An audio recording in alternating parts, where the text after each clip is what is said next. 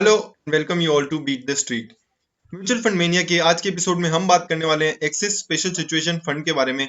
यहाँ इसका NFO start होता है 4 दिसंबर से, जो कि अभी 18 दिसंबर तक चलने वाला है। जानेंगे इसकी बारीकी से बेसिक डिटेल्स और बताएंगे आपको इन डेप्थ कि क्या आपको करना चाहिए और क्या और क्यों करना चाहिए।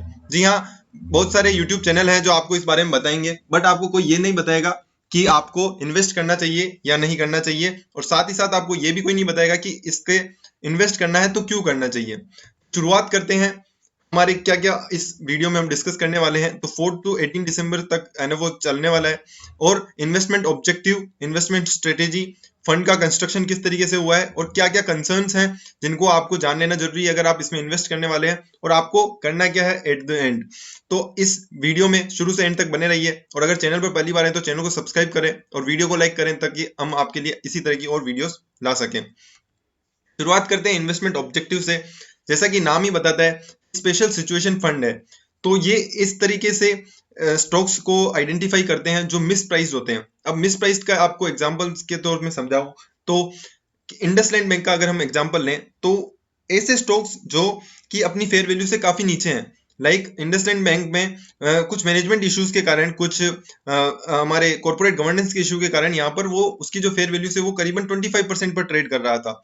तो कंपनी, जो ये म्यूचुअल फंड वाली जो कंपनी है जो एनएफओ लेकर आई है, एक्सिस के जो स्पेशल सिचुएशन फंड के जो मैनेजर होंगे वो इस तरीके के प्राइस के स्टॉक्स को संभालेंगे ताकि जिनमें छोटे मोटे इश्यूज हैं, लाइक रेगुलेटरी चेंजेस के कारण कोई इशू आया है या मैनेजमेंट रिस्ट्रक्चरिंग के कारण कोई इशू आया है, technology led disruption like Tata Motors में जो कि बहुत टाइम से सफर कर रहा है, इस कारण इनोवेशन और टेम्पररी चैलेंजेस के कारण अगर कुछ कंसर्न आते हैं और उसके कारण वो अपने फेयर वैल्यू से काफी नीचे आ जाता है, तो ऐसे स्टॉक्स को आइडेंटिफाई करना और उनमें इन्वेस्टमेंट करना ताकि लॉन्ग टर्म कैपिटल एप्रिसिएशन मिल सके और इन्वेस्टर का पैसा बन सके। अब हम समझते हैं कि इन्वेस्टमेंट स्ट्रेटेजी क्या रहेगी। इस तरीके की फंड में इन्वेस्टमेंट जो हम करने वाले हैं उसमें मैनेजमेंट और जो मैनेजर है जो इस फंड को मैनेज करेगा उसकी स्ट्रेटेजी क्या रहेगी। तो यहाँ पर 3 इन्होंने पॉइंट्स रखे हैं जिसके बेसिस पर ये पूरा सिस्टम काम करेगा, जिसमें है पहला है डिसरप्टर्स, दूसरा है इनेबलर्स और तीसरा एडोप्टर्स। डिसरप्टिव चेंजेस में पहला लेते हैं हम डिसरप्टर्स। तो ऐसे ऐसा काम किया है किसी कंपनी ने जिसने पूरे मार्केट को डिसरप्ट कर दिया। अगर हम एग्जांपल लें, यूं तो जीरोधा एक अनलिस्टेड कंपनी है, बट अगर अगर ब्रोकिंग में अगर जीरोधा को हम देखें तो उन्होंने पूरी ब्रोकिंग इंडस्ट्री को डिसरप्ट कर दिया है और पूरी तरीके से वो छाए हुए हैं। तो ऐसे कंपनीज को आइडेंटिफाई करना और उनमें पैसा इन्वेस्ट करना ताकि लोगों का वेल्थ क्रिएट हो सके। इसके अलावा इनेबलर्स की बात करें तो ऐसे इनेबलर्स उन्हें बोला जाता है जिन्होंने खुद ने पूरा डिसरप्टिव चेंज बनाया है, जिन्होंने पूरा खुद ने क्रिएट किया है और उसी उनके ब्रांड के नाम से ही वो चीजें चलती है। इसके अलावा अडोप्टर्स वो होते हैं जिन्होंने डिसरप्टिव चेंज देखा और उसको जल्दी से जल्दी अडॉप्ट किया ताकि उनकी जो वैल्यू है वो बनी रहे और साथ ही साथ वो इसमें कुछ नया डिफरेंशिएशन करके और आगे निकल सके। इसके अलावा अगर हम बात करें कि ऐसी कंपनीज को आइडेंटिफाई करते हैं जिनमें सिग्निफिकेंट टर्न अराउंड देखने को मिलता है आने वाले समय में, क्योंकि किसी किसी कंपनी में ऐसा होता है ना कि साइक्लिकल स्लो डाउन आ जाता है, और उसके कारण ऐसी कंपनीज को आइडेंटिफाई करना जो आने वाले समय में एक अच्छी वेल्थ क्रिएट कर सकती है, उनमें पैसा इन्वेस्ट करना ताकि लोगों का पैसा ओवर टाइम अच्छा बन सके। ये इसको कंपनी लेवल भी करेंगे, अगर किसी कंपनी में पैसा बन सकता है तो इसे इंडस्ट्री लेवल पे भी करेंगे। किसी इंडस्ट्री लाइक अगर हम देखें बहुत सारे समय से हमारी जो ऑटोमोबाइल इंडस्ट्री है वो पूरी तरीके से धराशायी हो रखी है, तो ऐसे फंड्स, ऐसे सेक्टर को संभालना, उसे आइडेंटिफाई करना और उसमें पैसा लगाना। इसके अलावा मार्केट लेवल पर भी ये ऐसे स्टॉक्स को आइडेंटिफाई करेंगे। इसके अलावा अगर हम बात करें कि सिचुएशन जो डिसरप्टिव चेंज को दिखाती है, क्योंकि ये पैसा लगाया जाएगा पूरी डिसरप्टिव थीम पे, तो किसे हम डिसरप्टिव चेंज मान सकते हैं। तो कुछ एग्जांपल्स दिए हैं। ये पूरे जो इन्फॉर्मेशन है जो मैंने ये पूरी जो आपके लिए बिल्कुल सिंक करके लाया हूं वो पूरा मैंने उठाया है स्कीम इंफॉर्मेशन डॉक्यूमेंट से। ऐसा ही डी हर कोई भी फंड जिसको ऑफर लाना है, अपना न्यू फंड ऑफर लेकर आना है, उसे सबमिट करना पड़ता है एएमएफआई को, और मैंने सारा जो डेटा है वो सारा पूरा वहीं से उठाया है, तो आप इस पे पूरा विश्वास कर सकते हैं। साथ ही साथ इसमें उन्होंने बताया कि एक्सिस को क्या लगता है कि वो किस चीज को डिसरप्टिव चेंज मानते हैं। तो कुछ एग्जांपल्स हैं जैसे कि इंटरनेट के इफेक्ट के कारण या डिजिटल डिलीवरी चैनल्स के कारण अगर ट्रेडिशनल बिजनेस को पूरा टर्न अराउंड देखने को मिला या पूरा चेंज हो जाता है, तो वहां पर इससे बोला जाएगा डिसरप्टिव चेंज। या किसी इनोवेशन, किसी प्रोसेस जो पूरी इंडस्ट्री में अगर कोई प्रोसेस चल रही है जिसके कारण अगर पूरी बिजनेस की जो स्ट्रेटेजी है वही चेंज हो जाती है, कंज्यूमर की थिंकिंग चेंज हो जाती है, या पूरा जो सप्लाई चेन है वही चेंज हो जाती है, तो उसे बोला जाएगा डिसरप्टिव चेंज। लाइफस्टाइल एस्पिरेशन का एग्जांपल हम समझ सकते हैं बर्गर किंग से, कि आने वाले समय में वो इतने स्टोर खोलना चाहते हैं हर सिटी में, क्योंकि आने वाले टाइम में जो डिमांड है और per capita income of the Indian house hold वो बढ़ती जा रही है, और इस कारण लोग बाहर थोड़ा सा पैसा खर्च करने लगे हैं और उन्हें बाहर का खाना पीना और ये सब थोड़ा अच्छा लगने लगा है। तो यहाँ पर एक टर्न अराउंड देखने को मिलता है। और अगर अगर स्पेशल सिचुएशन फंड बनाया इसलिए गया है कि अगर कोई चीज चेंज हो रही है, कुछ बड़ा टर्न अराउंड देखने को मिल रहा है, तो वहां पर पैसा लगाया जाए। तो ये कंपनी ऐसी कंपनीज को, जैसे बर्गर किंग जैसी कंपनीज को आइडेंटिफाई करेगी और उसमें पैसा लगाएगी समय समय पर। इसके अलावा अगर कोई अनऑर्गेनाइज सेक्टर था जिसे ऑर्गेनाइज बना दिया गया है, तो वहां पर भी काफी संभावनाएं नजर आती है। इसके अलावा अगर हम फंड के पॉजिटिव्स की बात करें, जो इसे अच्छा बनाता है और इसको एक अच्छी स्ट्रेंथ देता है, वो है इसका इंटरनेशनल एक्सपोजर।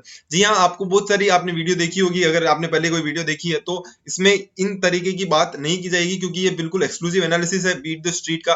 तो यार चैनल को सब्सक्राइब कर दें अगर अभी तक आपने चैनल को सब्सक्राइब नहीं किया है, और बेल आइकन को दबा दें ताकि आपको लेटेस्ट अपडेट सबसे पहले मिल सके। इंटरनेशनल एक्सपोजर की मैं बात कर रहा था, तो आपको बता दूं 35% ऑफ द असेट जो इंटरनेशनल स्टॉक पर बेस होगा। जी हाँ, 35%। अगर आप 100 रुपए लगाते हैं तो आपका 35 रुपया बाहर के मार्केट में लगेगा। और आपको सभी को पता है कि बाहर के मार्केट्स काफी स्टेबल है, अगर इंडियन मार्केट्स के अगर हम बात करें तो। और इंडियन की जो इंडेक्स है वो मूव फास्ट करती है, जबकि बाहर के, तो आपको ओवरऑल अगर हम देखें तो ये एक बहुत ही बढ़िया डाइवर्सिफिकेशन आपके पोर्टफोलियो को दे सकता है, इस तरीके का एक्सपोजर इंटरनेशनल जो एक प्रोफेशनली मैनेज किया जाए अगर किसी फंड के द्वारा। तो इसके अलावा अगर मैं आपको बता दूं कि इंटरनेशनल जो स्टॉक पिकिंग होगी वो की जाएगी स्क्रोडर क्रेडेंशियल के द्वारा। तो स्क्रोडर इन्वेस्टमेंट मैनेजमेंट एक ग्लोबल एएमसी है जो करीबन $87 बिलियन का ओवरऑल वर्ल्ड वाइड यहाँ पर पैसा संभालती है। तो आप उस पर काफी हद तक विश्वास कर सकते हैं, अगर कोई $87 बिलियन पैसा संभाल रहा है तो काफी हद तक वो और वहां की थीम भी अगर मैं आपको बताऊं कि इंटरनेशनल जो थीम है वो भी डिस्ट्रप्टिव थीम है, तो वहां से भी काफी अच्छा खासा पैसा बनाया जा सकता है। इसके अलावा अगर हम फंड कंस्ट्रक्शन की बात करें, तो मैंने आपको बताया था अडोप्टर, इनेबलर और डिस्ट्रप्टर, तीन कंस्ट्रक्शन डिस्ट्रप्शन के जो थीम है उस पर बेस्ड है। इसके अलावा इवेंट बेस्ड भी इनका पोर्टफोलियो बनाया जाएगा, और सेक्टर डायनामिक शिफ्ट्स भी यहाँ पर फोकस किया जाएगा। पूरा जो मल्टी सेक्टर फंड कंस्ट्रक्शन होगा, तो यहाँ पर करीबन करीबन पैसा आपका काफी अच्छा बन सकता है, क्योंकि पूरा मल्टीफेसेटेड है और एक डाइवर्सिफिकेशन है काफी अच्छा, इंटरनेशनल का भी और साथ ही साथ डिस्ट्रप्शन का भी। इसके अलावा अगर हम इंडियन इकोनॉमी की बात करें, तो आपको ये कुछ चार्ट से आप देख सकते हैं कि किस तरह से एक शिफ्ट देखने को मिला है आफ्टर द कोरोना टाइम्स, और पेंडेमिक के बाद जो एक शिफ्ट देखने को मिला है, डिजिटल पेमेंट हो गया, या आप बताएं यूजर ऐप डाउनलोड हो गया।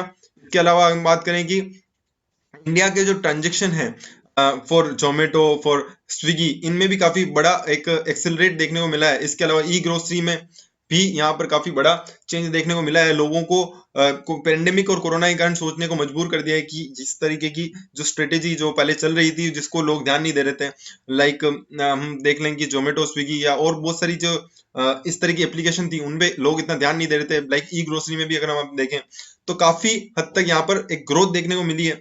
और अब हम बात करते हैं कुछ कंसर्न्स जो इस फंड में देखने को मिल सकते हैं, क्योंकि इसको मार्केट किया जा रहा है कि पूरी तरीके से कि इसमें कोरोना के लोगों की सोच जो कोरोना में बढ़ चुकी है कि हमारा जो इतना रिटर्न तो आना ही चाहिए, क्योंकि 25-30% तक रिटर्न दिया है बहुत सारे फंड मैनेजर्स ने।